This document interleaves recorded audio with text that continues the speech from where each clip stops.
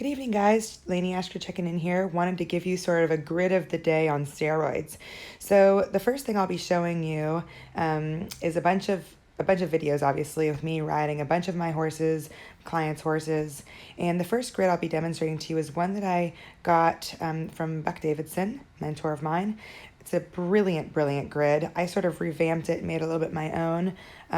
But the whole purpose of it is to make yourself ride forward and create a better shape with riding forward. A lot of times when we ride forward, younger, greener horses tend to lose their shape, tend to become strung out behind. And you'll see a lot of times some of my greener horses, like Mowgli, owned by the Clarks, Juliet Clark specifically, who is going training, solid training level, super nice Irish horse that I have in training. You'll see that he hits not any of the rails, but he hits the very back cavaletti. So we have to navigate through that, a couple of those issues. And I'm showing you videos, the good, the bad, the ugly. So there he sort of hit the very bad back, not bad, cavaletti. And so what I start to figure out is that if he runs through my aids with my seat, I go and I halt him at the fence, so that he begins to correlate. The use of my seat on the landing is to shorten, not the use of my reins, because when I went to go pull on the reins the first couple of times, good boy there, again, he got longer, he dropped his back, and he just ran through the back cavaletti. So he learned a lot from that. And again, so you'll see as I drew out in the course map, and so there he hit that one down, had to go back there. But we play with the grid both directions. It's sort of a multifaceted grid there. And I go from that line, which is a short four, which makes the horses jump up and around the oxer. And okay, we got to work on our lead a little bit there. But then again, I asked him to jump up and around forward and then wait for me here. He taps it a little bit, but I took that as a win because he still waited. The next ride I have here is Karina Erickson's pony, the Wonder Pony Digby. He's 14.2. He goes 1-star level. He's super cool. I love riding small horses, or a pony, I should say, because it really, really makes me focus on my position. So I know when I get a little ahead of Digby because he drops his shoulders. I know when I fall too far behind him because he runs forward. He's a very sensitive ride. So all you kids out there that want to ride Digby, he's the coolest cross-country pony, but he really keeps Karina honest in her position, and he's the most amazing teacher. Even though he and Karina are learning together, and she has done an absolutely phenomenal job with this pony, he teaches her, because when she does it right, he rewards her by jumping cleanly. If she's at all off, because again, your height means so much more on this little pony, and where your balance is versus where it would be on a horse. And he's got more heart than all of my horses put together. I just love riding him. But again, you'll see my job with him, with Digby, his neck has a tendency to get a little bit short. So my job throughout the course, you'll see even at the end, I sort of work him down a little bit to relax him. I'm always telling to Karina to sort of soften him in the bridle, keep working him throughout the course. Flexing him. It's not so much about the jumps, because he certainly can jump the height. It's not letting him get too ahead of himself in his thought process. And again, the more trained horses tackle this grid super easily because they know how to shorten off the aids a little bit better than the younger horses. And you'll see me here sort of flex him down. A lot of times I also post the canter on Digby because he is so sensitive. Whatever I can do to alleviate having to use my hand to shorten him, the better. Because again, he only shortens his neck. He doesn't actually shorten his stride if I use my hand. Here's my 5-star hamster, Patrick, who I just think is incredible. I did post a video recently of him doing this whole course. I think I posted this course, but I wanted to show you the difference in all the horses and how they navigate this course that I posted. Patrick, obviously, I wish I could say I trained the talent into him. I did not do that, but as his dressage improves, he's gotten better. One thing that I have to really work on with him, I mentioned before, I've taken the running martingale off. This was sort of by happenstance because we actually couldn't find my running martingale, and it actually worked out beautifully. I know Buck had suggested it a while ago, and his dressage training has become so much so that I don't need it. But I'm still sorting his changes out because he is a little bit of a late bloomer. And again, I find it really fascinating with him because he's so quick behind. these are, because he's so careful, this grid work is so natural for him, that his hind end is so active. But in the dressage, maybe because he finds it partly boring, I don't know, it's really funny for him. I just adore that horse. This is a little quarter horse named Smugs, who's owned by Lily and Misty Coons, who's in for training. He goes beginner novice slash novice level.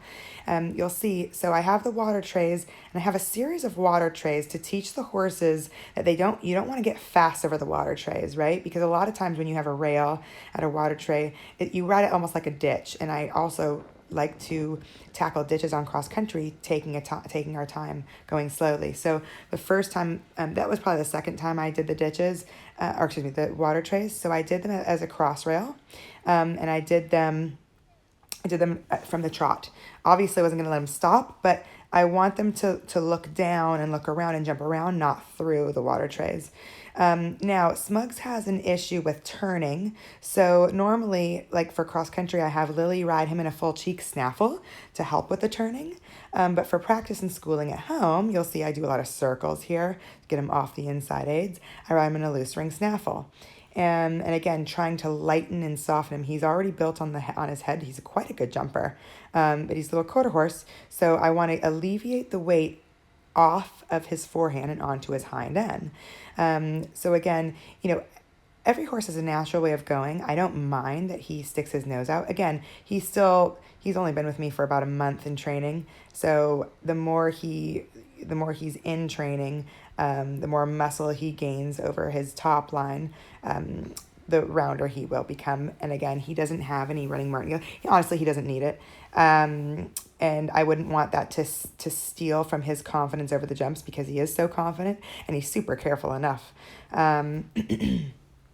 So as you'll see, as the horses get more confident and learn to slowly and roundly jump the water trays, they make the one strides quite easily. Again, it's an attention onto my position. Now here you see that I tried to use inside rein to make the turn with Smugs, right? That was bad riding on my part. So I go back and I do it again, and I half off the outside rein. Made it happen. It wasn't as pretty, but we made it happen. And then I decided, instead of turning left in this grid, I turn right. Okay, we went through that, not a big deal. But again, I wanted to fix this right turn, and I work on straightness through this grid. That's the whole point of the cross rail lockers, is for straightness. And then you'll see now I take the outside rein, half halt, and then that turn was absolutely brilliant. So I was really stoked that he learned so well and literally that was all I did. It was 3 times, and boom, came right back. I was really pleased as punch with that. So again, he learned really well. But again, I made the mistake of pulling too much on the inside rein to make that turn, and he told me right off. And so I fixed it. He instantly rewarded me. Now again, I wanted to re-emphasize the softness in the bridle and not holding him off the jump. So we put the oxer up a little bit bigger to hope that would hold him, and you'll see my reins get a little bit longer. And then I come through this short 4-stride line, and you'll see me soften the reins here. And beautiful. And then instead of using my reins to make him stop, I use my seat, and I sort of use the fence line as my reaffirmation to my seat. Now here is Jameson, super, super cool horse I have as my competition horse. I'm super excited about him. He's owned by Steve and Carrie Guy. And now I get the ride on him, and I'm sort of figuring him out. We're learning how to go together, and he's a really big horse for me. He's Irish. God, he's super willing. He's just a gas. I ride him in a loose ring snaffle. I don't wear any spurs on him. But again, he's used to tall, woodsy riding him. Again, he's pretty new in his career for eventing. I'm a lot smaller on him, and so he's literally having to relearn everything with me riding him. So we're sorting one another out. Again, I have a different riding style. I don't know Woodsy's program, although it's obviously a very successful one, but every rider's program is different. There's no right or wrong way to do things, guys. I mean, obviously there's wrong way to do things, but there's no right way to do everything. Everybody's got a different way of doing things. But my whole point of saying this is that this horse has to now relearn my program. So that's why we're taking a bit of time figuring one another out. And again, like I will eventually want him to come a bit rounder throughout his coursework. But right now, this is sort of where we're compromising. And he's coming back really nicely off of my seat. And like, I have small arms. I don't want to have He-Man arms. I don't want to ever have to work really hard with my horses over the fences, or to slow them down. I like riding in snaffles on my horses, so he has to sort of figure out my style as well. And you'll see, like, he doesn't have the adjustability that like Patrick does, but again, he's got to figure out sort of my way of going. You'll see a couple times he begins to get a little bit tired. And this grid is extremely taxing on them, because it's a lot of hind end engagement, a lot of push. So you'll begin to see towards the end of the work that he has the very last rail, the cavaletti down. And you'll see again, I go back to using, instead of having to use my hand, that was a beautiful jump there, Jams. Instead of having to use my hand, using the fence line to slow him down, right? So there he sort of ran through it a little bit. I found that he still waited, just got a little bit lazy behind. I'm thinking this next one we hit down. We'll watch and see what happens here. Again, jumping the actual jump beautifully. Oh, no, he ran through that one a little bit. I think I probably came forward a little bit too. But again, regardless, I stopped him, used my seat here, and let's see what he does here.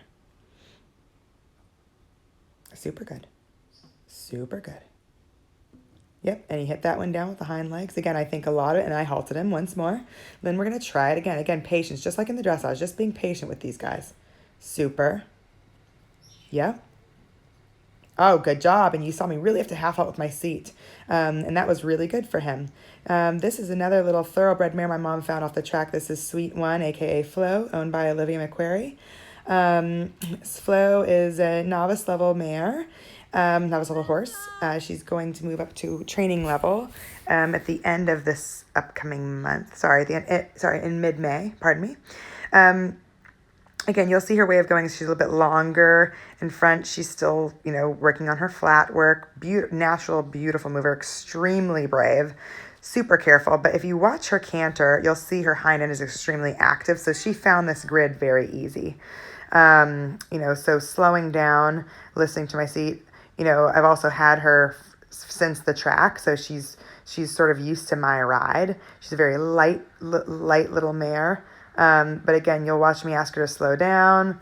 Yep, and she just steps down. It's a little bit like Patrick. I've had these guys from the get-go, so they're sort of, again, they're used to my ride. And it's just sort of fun how all of these horses sort of learn as they go. And that's what I really like so much about this course, because the one strides, the water trays, you have to really ride them forward, but with a good position. This one is sort of a waiting for. So again, in the same sort of idea as getting them to move their feet, but from a short stride. Good girl, Flo. She was proud of herself there. And then we've got the forward outside line of the cross rail oxers. Again, the cross rails act a little bit as a V-pull, but also to keep the horses straight. Here, you see me, I see my distance right there, and I sort of move her up, but she had it down behind because I moved her up in the wrong balance. That was my fault. She rewards me even throughout the rest of the line, jumping amazingly. And I think you'll see me in the next video. I go to fix it. I still move her up, but this time with more support from my upper body on takeoff, not so ahead of her. And it's fun, like I had a little bit of a green moment there. But again, I turned with both of my reins. I learned from Smugs. Sorry, Smugs. I turned with both of my reins, an outside rein, outside leg. And again, she rewarded me from it. I think I fixed this line here. This one was good to begin with, but we just put it up a little bit. Good girl. And then you'll see me, I still see my distance from a little bit further out, but this time I support more with my upper body on the takeoff. So same distance coming in, same distance that I saw, but instead of sort of riding her forward and falling forward with my upper body, there I support more, and then she's totally clean with the hind end. And like I said, I don't have eyes on the ground. I do have eyes on the ground, but I don't have my frequent lessons from Buck that I'm used to having. So, I have to sort of fix things on my own, and this is a great grid for that. Now, familiar face for you guys here, my Calling All Comets, my 2-star horse. We didn't finish the season. We had uncharacteristic retirement in the 2-star. And we'd had a whole season of cleans in our two-star plantation and Maryland two-star. And, I just felt like, I don't know, could have been a series of things. Maybe he wasn't feeling quite right. I mean, nothing was apparent to me. But I decided sometimes when you don't know, the best thing to do is nothing. And so this is his first time out. I tried jumping him in January. Felt a little bit rushy and not really happy with doing it. The footing was also quite hard in the indoor. So I decided to give him some time off, work on some flat work with him. Mom and Kelly have been helping me with lunging and flatting him. So I decided to have a little jump, of course, in like the 50-mile-an-hour winds with jumps falling down. And you'll see he gets a little humpy, and that was wee-haw, cowgirl up there. But my point of this ride with him was just to have fun. And you'll see he gets a little spooky. This jump was actually probably too small for him, which I end up skipping afterwards, because my point with Comet, when he gets a little nervous, he jumps a little bit flatly, and he drops the hind end over the jumps. So Mom had a great idea of taking the flash off this year with him in the flat work, because he has a tendency to grind when he's nervous. And so coming through this grid, again, these jumps are quite, even though for lots they'd be big, for him, he's a two-star horse. So these are quite small for him. So you'll see me playing all different kinds of strategies. I want him to have fun. I want him to celebrate after his jumps. But you'll see me sort of drop the contact in front of the jumps. Change my course of action, change direction, ask for a flying change, try to keep his attention on me. I didn't want to raise the jump super big his first time out. I just wanted to have fun and enjoy my horse. Good boy. And again, this grid is super easy for him because he is a trained horse. The girls kindly put the grid up. He used to have a big issue with jumping water trays, and Jenny Brannigan was actually the one that told me, jump them in a series or with placement poles, so that the horses look to the next one, they just don't scuttle over them, and go slow, trot them. And I spent a whole year doing that, and he rewarded me for that. And you'll see he wanted to get quick through the very last one of that line, so I immediately brought him back, half-halted him. I'm going to change the rein here, have a little flying change, which that's exactly what the missing link is for Patrick. He needs the trainability that Comet has. And you see just how balanced, like on a loose rein, how balanced this horse's canter is compared to all the rest of them. And then you'll see my reins are super long. So I just want him to do it on his own, put him in a deep distance so that my distance is the balance, not my hands. And then he wants to get a little quick, not a big deal. I squeeze outside rein, little signal, balance him again, and then relax the reins. Super good, but good boy. And then I go back through that grid one more time, and this time I shorten the reins a little bit, but then you'll see me go through a 2-point. Now, I'm not going through by just leaning forward the whole time. I hope that I'm an educated enough rider to keep a 2-point without throwing his balance on the forehand. Just have a light little half seat through it, right? Just playing with all different kinds of options to see which works best for my horse, right? And then I think we come back through the water tray grid. And you'll see as he progresses, he just, like I said, we're just having fun here. I want to bring the joy back into what he's so good at doing. Good. And then we finish up with the grid. Super good. And whoa. And he comes back beautifully for me and really gets that hind leg. And that's, for me, I was really pleased with that work.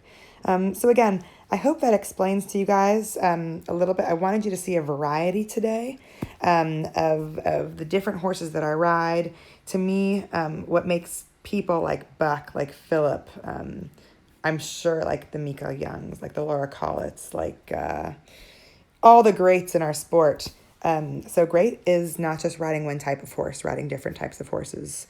And I pride myself on having, the pure dressage horses, the eventing horses, and not being a jack of all trades, but trying to be a master of all. I'm not quite there yet.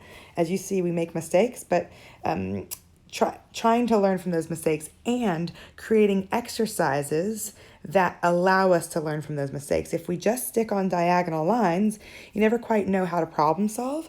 So that's what I really like about this exercise of lines that I've given you guys, is you can quite instantly tell what is going wrong and how to problem solve with it.